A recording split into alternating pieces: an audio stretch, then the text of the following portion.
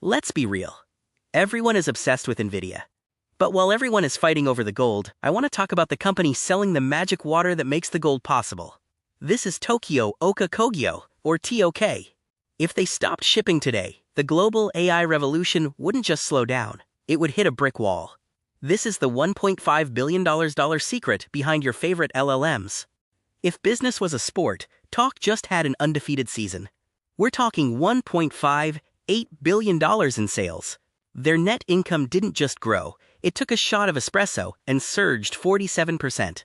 But the real story isn't just the cash, it's the focus. They basically looked at their equipment business and said, "You're holding us back," and cut it loose to become a pure-play chemistry powerhouse. Look at this chart. In a world where the chip industry usually looks like a heart monitor, up one day, down the next, TOK's revenue is starting to look like a one-way flight to the moon. Why? Because they've decoupled from the cycle. They aren't just selling to the market, they are selling the must-have ingredients for generative AI. Now, here's where it gets spicy. TOK is essentially hitched to a rocket ship called TSMC. 1/3 of their entire bank account comes from this one giant in Taiwan.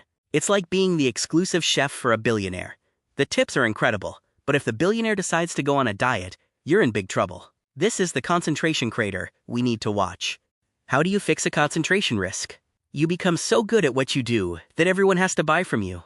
TOK stopped building the oven, the equipment, and decided to focus entirely on the secret sauce, the chemistry. As they put it, they aren't building tools anymore, they are perfecting the very soul of the chip. Let's talk numbers. TOK is number one. Not one of the top, but the leader in advanced photoresists. They are spending over $100 million a year on R&D. That's enough to buy a Tesla for every single person in a small town. They are currently the only ones who can reliably print the tiny, sub-2 nanometers patterns required for the next generation of superchips, without the whole thing collapsing like a bad souffle. Their secret weapon isn't just a lab, it's their boots on the ground. They have sales engineers literally living in their customers' clean rooms. If a chip maker in Taiwan or Korea has a problem at 2 a.m., TOK is there before the coffee gets cold. They iterate in weeks, while the competition takes months. That's how you lock in a monopoly.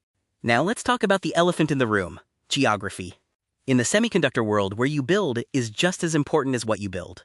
TOK is playing a high-stakes game of local for local. They are expanding in Taiwan to stay close to TSMC, and in mainland China to dominate the massive market for everyday chips.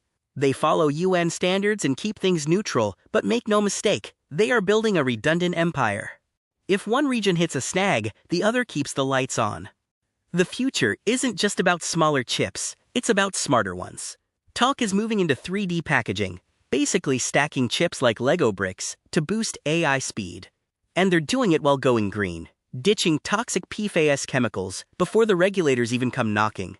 They're even looking at AR/VR lenses. They're not just a chemical company, they're an everything tech company. You don't get to the top by being cheap. TOK is on a massive shopping spree, building new plants from Japan to South Korea. By 2027, their production capacity will be on another level. They aren't just betting on the AI boom, they are building the infrastructure to sustain it for the next decade. For my fellow nerds watching the money in the bank, TOK is a cash machine. Their return on equity, basically how well they use your money, is expected to hit 14%. They've committed to a 4% dividend, which is essentially a thank you check to shareholders that keeps getting bigger. It's not all sunshine and rainbows, though.